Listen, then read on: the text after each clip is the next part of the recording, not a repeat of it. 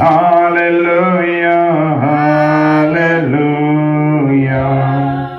Bien-aimés, après les 21 jours de combat spirituel, nous rendons gloire à notre Seigneur pour toutes les choses qu'il a faites. Alléluia. Est-ce qu'on peut acclamer le Seigneur? Yes. Après 21 jours de combat spirituel, bien-aimés, il y a beaucoup de jours, il y a beaucoup de choses qui ont été faites. Et on attend, alléluia. On va vous montrer des preuves à l'appui de ce qu'il a fait. Il est fidèle et il agira encore pour vous. Alléluia. Et hier, quand je dormais ici, alléluia, dans la prière du matin, j'avais préparé un message. Le Saint-Esprit avait mis un message dans mon cœur. Toute la semaine, je méditais sur le message. Mais hier, quand on priait dans la prière ici, prière matinale, le Saint-Esprit m'a dit non.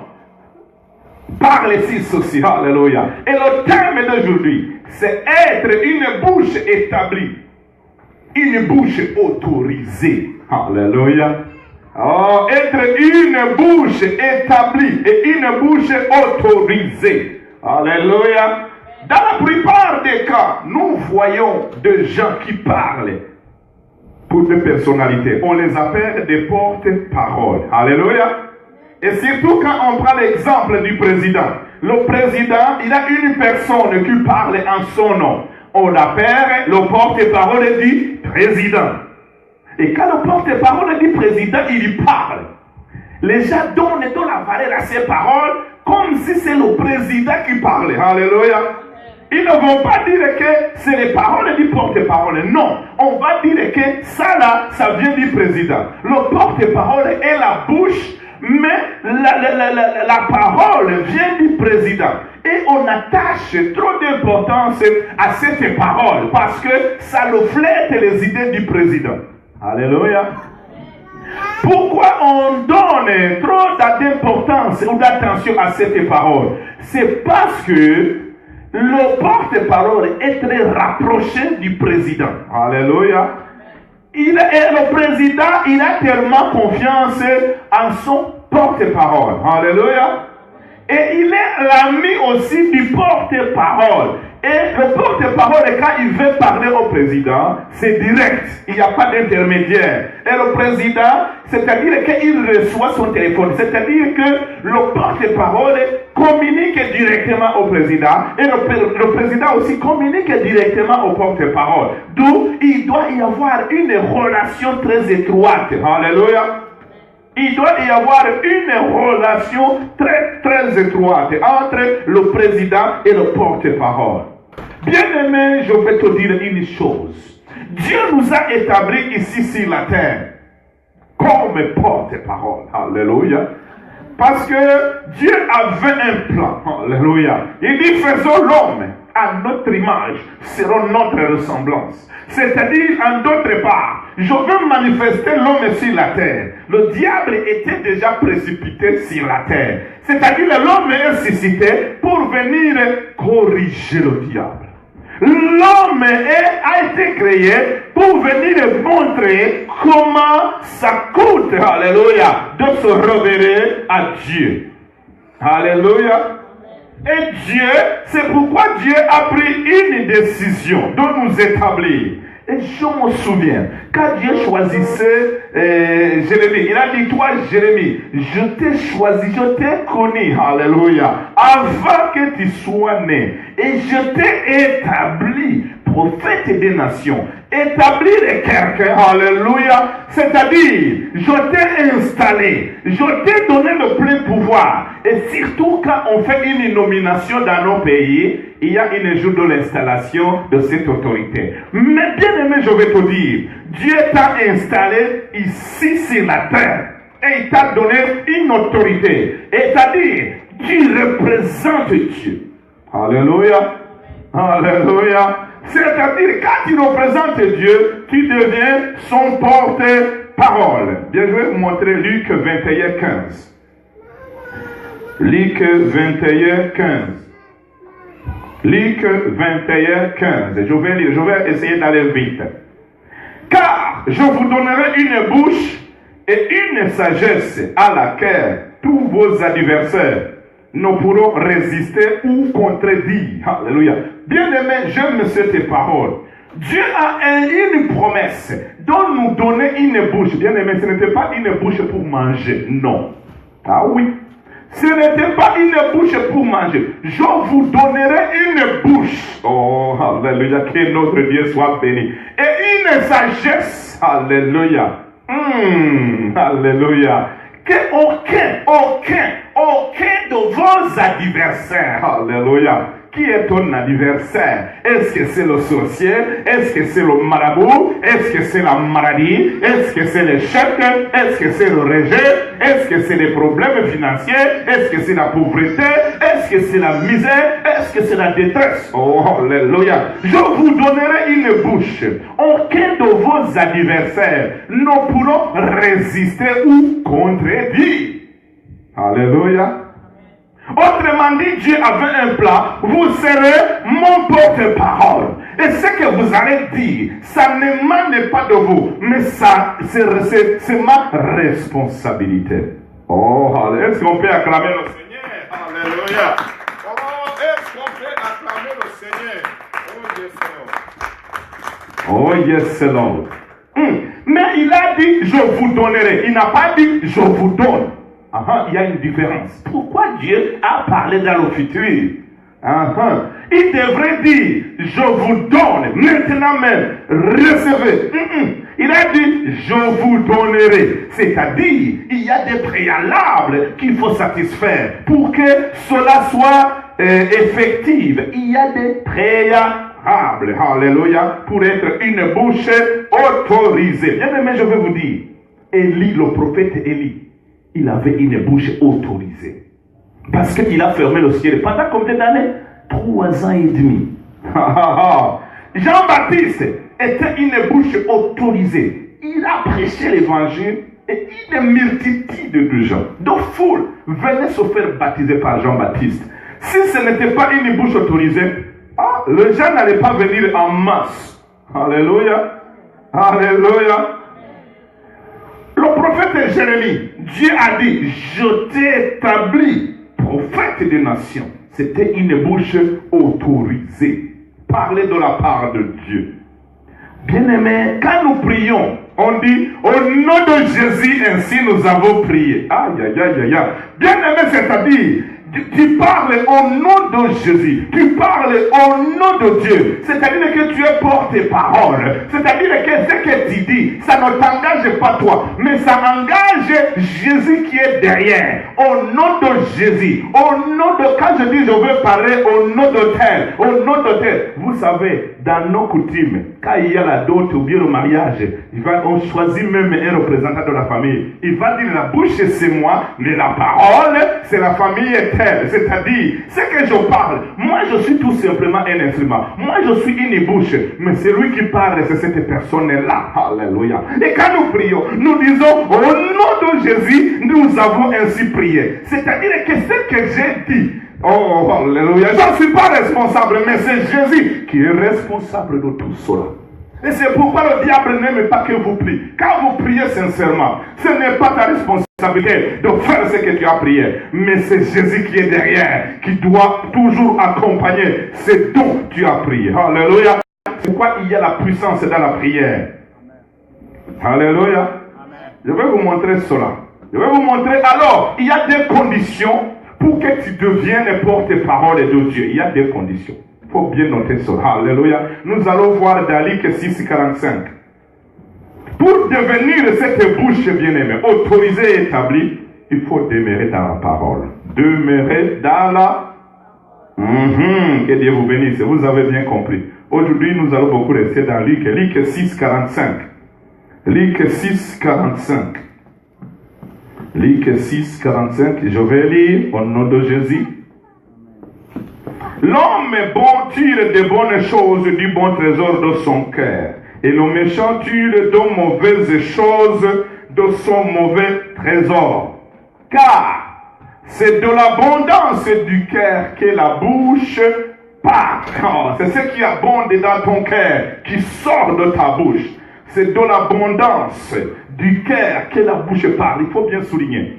De l'abondance du cœur que la bouche parle. Nous allons lire aussi Matthieu 12, 34. Matthieu 12, 34. Je vais lire au nom de Jésus. Je vais essayer d'être rapide. Oh yes, Lord. Oh yes, Lord.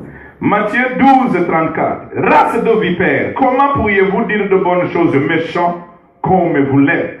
Car c'est de l'abondance du cœur que la bouche parle. C'est de l'abondance. Alléluia. C'est de l'abondance. Alléluia. C'est de l'abondance. Alléluia. C'est de l'abondance qui est dans ton cœur.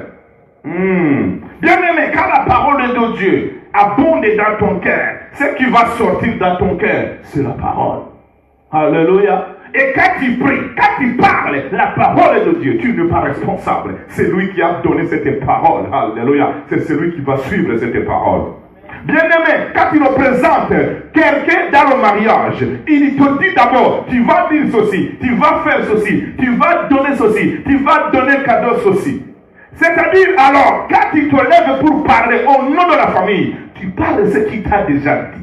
Alors, quand tu parles au nom de Dieu, tu parles ce que tu as déjà compris, ce que tu as déjà mis dans ton cœur. Et là, Dieu est responsable de ce que tu parles, qui abonde ton cœur, qui vient de sa parole. Est-ce que vous comprenez? Il faut bien suivre, bien-aimé. Parce que je vous assure, ça va changer votre manière de prier. Ça va changer votre manière de prier. Vous allez aimer prier. Car le Seigneur m'a révélé que tu sais que tu as une bouche autorisée et établie. Quand tu as une bouche autorisée, tu ne parles pas de toi-même. Tu penses que le Saint-Esprit dépose dans ton cœur et tu le sors. Et quand tu sors cette parole, oh, alléluia, je te dis bien aimé, il y a le Saint-Esprit qui va suivre cette parole. Je vais vous montrer comment le Saint-Esprit agit. Parce qu'il y a des fois, Dieu se manifeste, nous-mêmes, on demande au Saint-Esprit après. Parce qu'on retourne dans notre chambre de prière, on dit merci Seigneur de ce que tu as fait. On aime avoir des manifestations, mais il faut que l'on comprenne. Alléluia. Ah oui, il faut que l'on comprenne aussi. Parce que le Saint-Esprit, c'est un enseignant. Il faut que la parole demeure en toi. Il faut qu'il y ait la parole en toi. Parce que la Bible nous dit, si vous demeurez en moi, et que mes paroles demeurent en vous, demandez tout ce que vous voudrez, il vous sera accordé ou donné. Alléluia. Il nous donnera toutes les choses que l'on demande. Il nous donnera. Je vais vous montrer Jean 15, 7 à 8. Ah oui, quand Dieu ne nous répond pas, ce n'est pas le problème de Dieu. C'est même notre problème. Alléluia. Jean 15, de 7 à 8. Oh, yes, Lord. Je veux lire. Si vous demeurez en moi et que mes paroles demeurent en vous, demandez ce que vous voudrez. Et cela vous sera accordé. Oh, alléluia. Bien-aimé, le miracle, la réponse est la résultante de la parole. La parole, c'est une piste d'atterrissage de ce que tu veux. Dieu veut intervenir dans ta vie, mais il n'y en a pas la parole, bien-aimé. Il n'y a pas ce qui soutient ta volonté. Il n'y a pas ce qui soutient ce que tu demandes à Dieu. Mais dès qu'il y a la parole, le miracle va atterrir sur la parole. Et voilà, ça arrive en manifestation dans le physique. Oh, il faut bien suivre, bien aimé. Je vais vous montrer comment on parvient à manifester des choses. Si on avait des techniciens qui peuvent nous aider directement pour projeter de temps en temps, j'allais vous montrer comment spirituellement ça agit. J'allais vous montrer ce que le Seigneur a fait. Alléluia. Quand je fais comme ça, dans le physique, c'est rien. Mais quand je dis au nom de Jésus, je fais comme ça devient spirituel. Et ça change. Alléluia. Et des fois, vous m'envoyez de temps en temps, quand je commence à bouger la main, je sais ce que ça signifie dans le spirituel. Parce que il y a la Bible nous dit, dans Psaume 121, 5, l'ombre de l'Éternel est dans ma main droite. Oh, alléluia. L'ombre de Dieu est dans ma main droite. Et j'ai pris cette parole, j'ai compris qu'à partir de maintenant, l'ombre de Dieu est dans ma main droite. C'est-à-dire, quand je touche, ce n'est pas moi qui touche, c'est Dieu qui touche. Alléluia. Quand on parle que l'ombre est là, c'est-à-dire que la personne est là. On ne peut pas dire qu'il y a l'ombre de toi alors que tu n'es pas là. Quand on voit l'ombre, c'est que la personne est à côté. Alléluia. Quand on fait alors des manifestations spirituelles, c'est-à-dire Dieu se manifeste parce qu'il est là. Et il utilise ma main et l'ombre de l'Éternel est dans ma main. Quand je touche, ce n'est pas moi qui touche, c'est Dieu qui touche. Alléluia. Mais pour que cela puisse être effectif, c'est ce que je vous dis, bien-aimés. C'est la deuxième condition. La première condition, c'est demeurer dans la parole.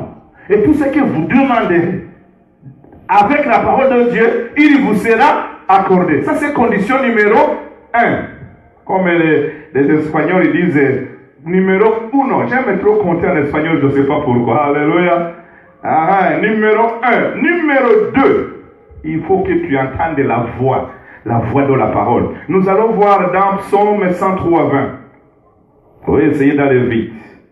Psaume 103, 20. Psaume 103, 20. Alors, vous suivez cet enseignement, je vous assure, votre vie ne sera pas la même. Et vous commencerez à expérimenter des choses. Vous comprendrez que vous êtes une bouche établie et autorisée. Alléluia. Une bouche établie et autorisée. Parle au nom de Dieu. C'est-à-dire que les prières que tu vas faire, ce ne sont pas tes prières, mais il y a la puissance qui est derrière. Il y a la puissance de Dieu qui est derrière. Parce que tu joues le rôle de porte-parole de Dieu. Psaume 103, 20, je vais lire.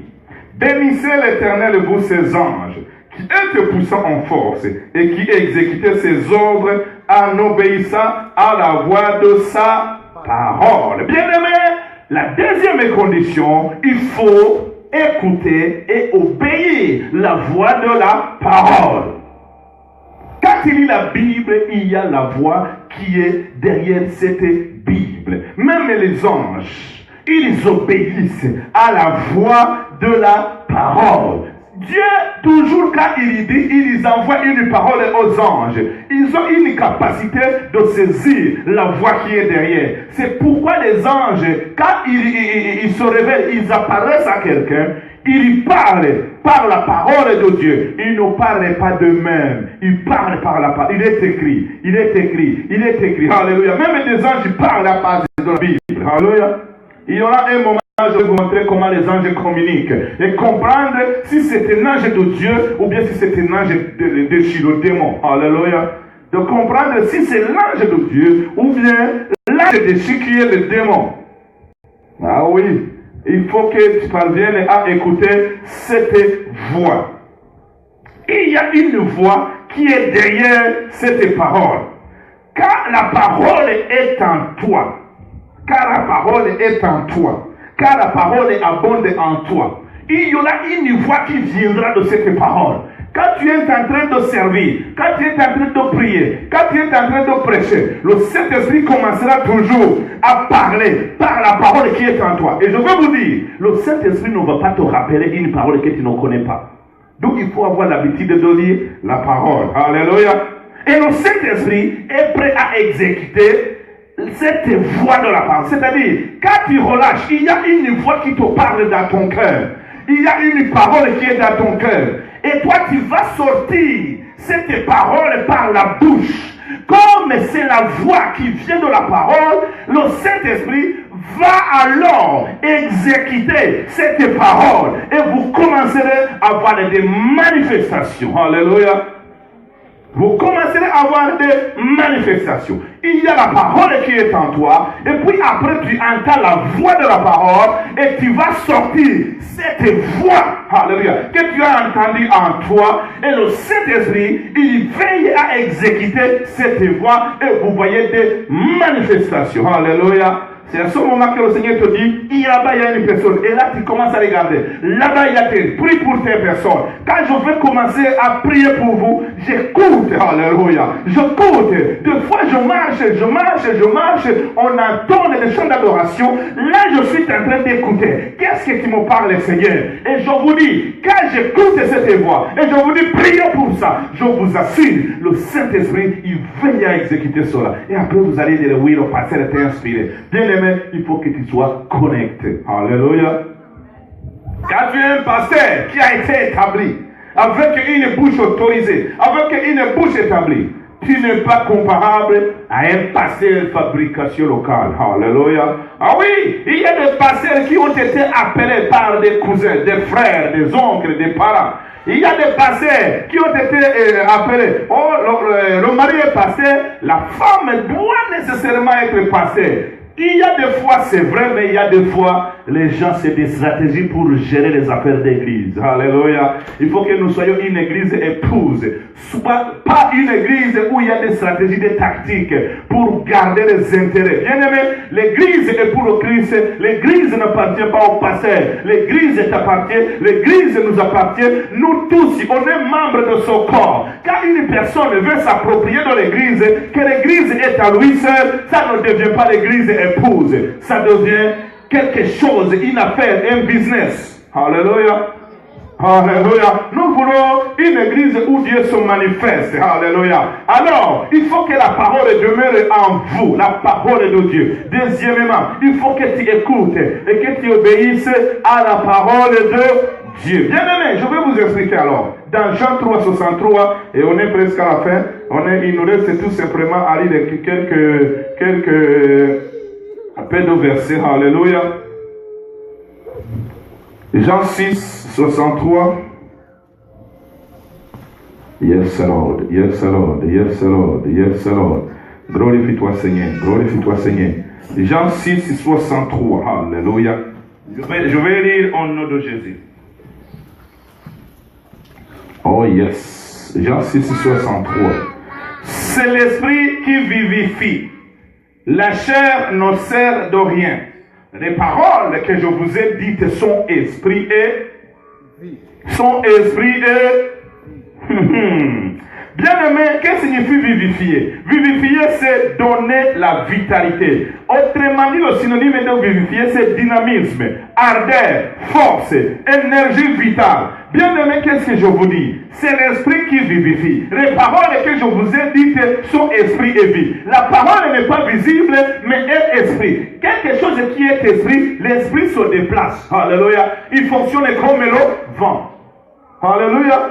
Alors, les paroles que tu parles, comme elle est esprit, cette parole, quand tu reçois la voix de la parole et tu relâches cette parole, elle devient esprit. Et ça marche, et ça bouge, et ça touche. Et quand ça touche, ça porte la vie. L'esprit est porteur de la vie. Vous comprenez, bien aimé? Il faut que vous compreniez comment ça se passe dans le surnaturel. Comment l'esprit parvient à vous toucher. C'est pourquoi des fois, quand on commence à prier, il y a l'esprit qui a déjà touché là-bas. Il y a cette parole qui est esprit. Et ça voyage dans l'invisibilité. L'esprit n'est pas visible, mais l'esprit se déplace. La parole bouge. Alléluia. Vous comprenez que le son bouge, non? Le son se déplace, non?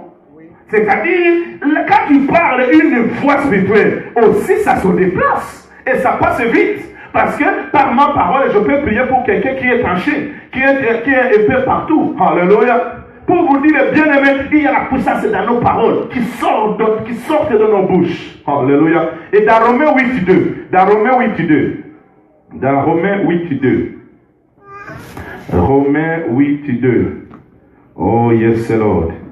Romains 8.2. Je vais vous montrer cette différence. Romains 8.2, nous lisons. En effet, la loi de l'esprit de vie en Jésus-Christ m'a affranchi de la loi du péché et de la mort. Oh yes, esprit de vie en Christ m'a affranchi de la loi du péché et de la mort. Il y a l'esprit de vie qui fonctionne dans le royaume de Dieu. Et il y a l'esprit de la mort qui fonctionne dans le royaume du diable. Pour vous dire que quand nous lançons la parole, la voix, alléluia, ça voyage dans l'atmosphère et ça touche les gens. Et l'esprit est porteur de la vie. Même si quelque chose ne marche pas, ça va marcher. Même si tu as besoin de la guérison, tu seras guéri. Même si tu as besoin de la percée, alléluia, c'est ce qu'on appelle en anglais breakthrough, alléluia, ça va marcher. Parce qu'il y a l'esprit, il y a la puissance qui est derrière cette parole, alléluia. Il faut que tu sois une bouche établie et autorisée.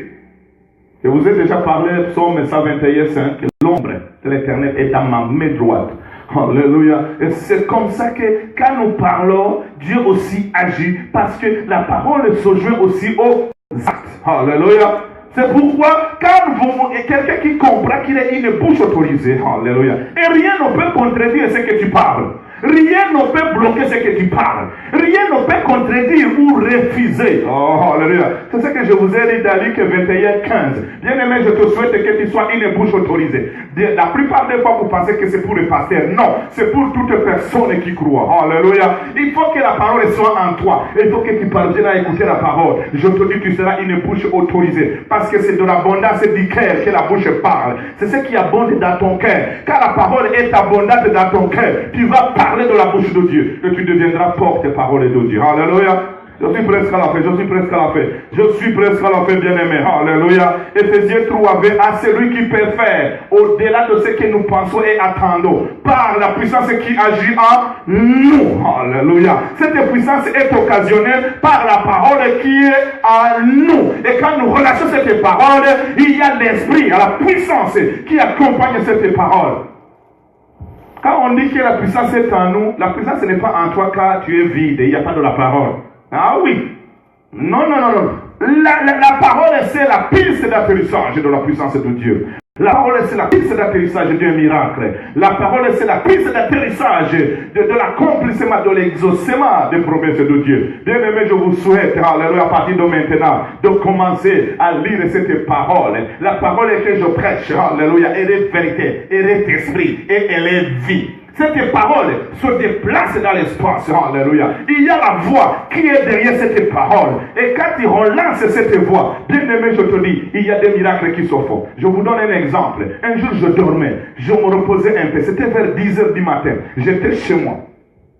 Et puis, quelqu'un est venu dans ma chambre. Et puis, il me pose une question. Est-ce que toi tu comprends quand tu lis dans la Bible Talita Kumi? J'ai dit, mais comment je peux comprendre si tu ne m'expliques pas? Ok, on a ouvert la Bible, alléluia. Et puis il m'a dit, normalement, quelqu'un qui est mort, la fille qui était morte, est-ce que ses oreilles entendent? Non. Est-ce que ses organes de sens fonctionnent?